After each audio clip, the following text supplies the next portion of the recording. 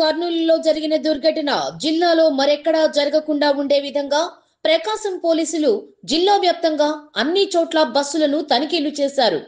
అందులో భాగంగా ఒంగోలు డీఎస్పీ రాయపాటి శ్రీనివాసరావు ఆధ్వర్యంలో one town CI Nagaraju, traffic CI Panduranga Rao, ఎస్ఐలు, సిబ్బంది మంగమూరు డొంకలో స్కూల్ బస్సులను తనిఖీలు చేశారు. స్కూల్ బస్సులలో అత్యవసర డోర్లను పరిశీలించి డ్రైవర్లకు పలు సూచనలు చేశారు.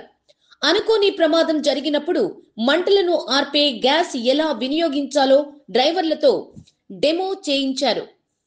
కొన్ని బస్సులలో లోపాలను గుర్తించిన డీఎస్పీ ఖచ్చితంగా మంటలను ఆర్పే పరికరం ఉండాలన్నారు. ఇంకోసారి తనిఖీలలో లేకపోతే చర్యలు తప్పవన్నారు. ఈ సందర్భంగా డీఎస్పీ మాట్లాడుతూ ఒంగోలులో అన్ని స్కూల్ ట్రావెల్స్ బస్సులు తనిఖీ చేయడం జరుగుతుందన్నారు. బస్సులో ఉండాల్సిన అన్ని సేఫ్టీ పరికరాలు ఉండాలని, డ్రైవర్లు ఖచ్చితంగా లైసెన్స్ కలిగి ఉండాలని అన్నారు. కొన్ని బస్సులలో లోపాలను గుర్తించామని వాటిపై చర్యలు తీసుకుంటామన్నారు.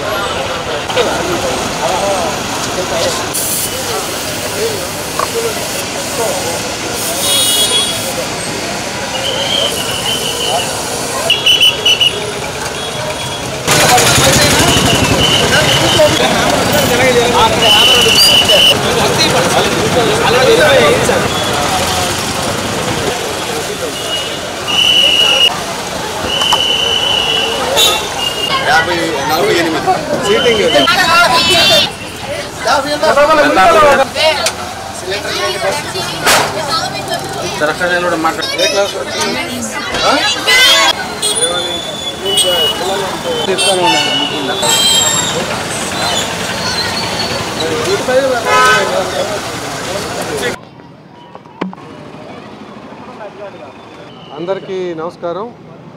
నిన్న తెల్లవారుజామున మనకు కర్నూలు దగ్గర ఒక దురదృష్టకర సంఘటన జరిగింది.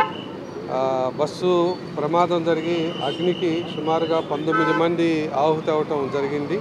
దాంట్లో అందరూ నిద్రపోతున్నటువంటి సమయంలోనే వాళ్ళందరూ కూడా చనిపోవటం జరిగింది. అయితే దీన్ని దృష్టిలో పెట్టుకొని మన జిల్లా ఎస్పీ గారు ఇచ్చినటువంటి ఇన్స్ట్రక్షన్స్ మేరకు రాత్రి కూడాను మన జిల్లా హెడ్ క్వార్టర్ అయినటువంటి ఒంగోలు నుంచి బయలుదేరేటటువంటి మరియు ఒంగోలు మీదుగా వెళ్తున్నటువంటి ట్రావెల్స్ బస్సెస్ అన్నిటినీ కూడాను చెక్ చేయటం జరిగింది.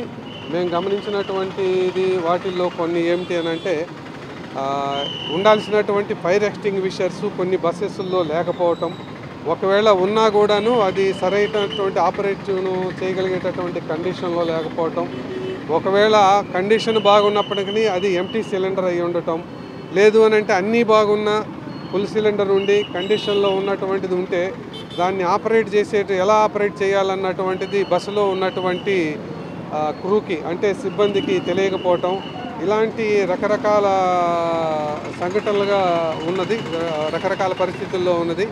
అదిగాక కొన్ని బస్సెస్లో రాత్రి మేము గమనించింది ఎమర్జెన్సీ విండోస్ ఓపెన్ చేయడానికి ఉపయోగించేటటువంటి హ్యామర్స్ కూడాను అవి కొన్ని బస్సెస్లో లేకుండా ఉండటం జరిగింది. ఇలాంటి వాటన్నిటినీ కూడాను రాత్రి మేము ట్రాన్స్పోర్ట్ డిపార్ట్మెంట్ వాళ్ళతోటి కూడా కోఆర్డినేట్ చేసుకొని వాళ్ళందరి మీద కొంతమంది మీద కేసులు పెట్టడం జరిగింది.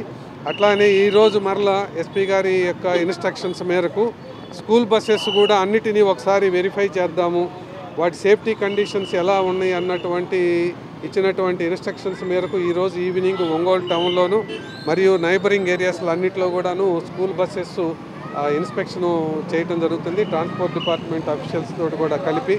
ఇప్పుడు మీరు కూడా గమనించారు, కొన్ని బస్సెస్లో సిలిండర్స్ లేవు, కొన్ని బస్సెస్లో ఎమర్జెన్సీ ఎగ్జిట్ అది సరైనటువంటి ఓపెన్ చేయడానికి చాలా కష్టపడాల్సినటువంటి పరిస్థితి, అది కండిషన్స్లో లేకపోవడం. కొన్ని బస్సెస్లో ఇప్పుడు మనం ఆగినటువంటి బస్సులో అట్లాగైతే ఇది సిలిండర్ కూడా లేదు, ఫైర్ ఎక్స్టింగ్విషర్ కూడా లేదు. ఇలాంటి పరిస్థితుల్లో వీళ్ళందరి మీద కూడాను కేసులు బుక్ చేయటం జరుగుతుంది. అందరూ కూడాను అంటే ఇది పనిష్మెంట్ అని చెప్పేసి అనుకోవద్దు, ఎవరిని ఇబ్బంది పెట్టాలని కాదు. ఇది మన కర్నూలులో జరిగినటువంటి దురదృష్టకరమైనటువంటి సంఘటన మన జిల్లాలో కానీ ఆంధ్రప్రదేశ్లో కూడాను ఎక్కడా జరగకుండా ఉండాలన్నటువంటి ఆ సదుద్దేశం చొప్పునే మేము ఈ ఆపరేషన్ కూడాను కండక్ట్ చేయటం జరుగుతుంది.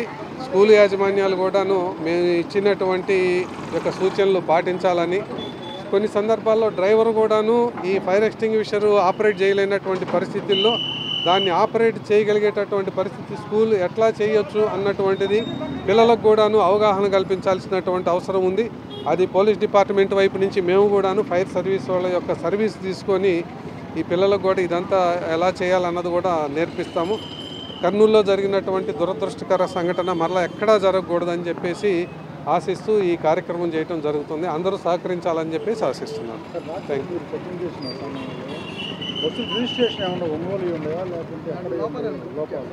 అది రిజిస్ట్రేషన్ దాని వరకు మేము యాక్చువల్గా వెరిఫై చేయలేదంటే ఫస్ట్ సేఫ్టీ కండిషన్స్ ఎలా ఉన్నాయి అన్నటువంటి దాని మీదే ఎక్కువ దృష్టి పెట్టడం జరిగింది.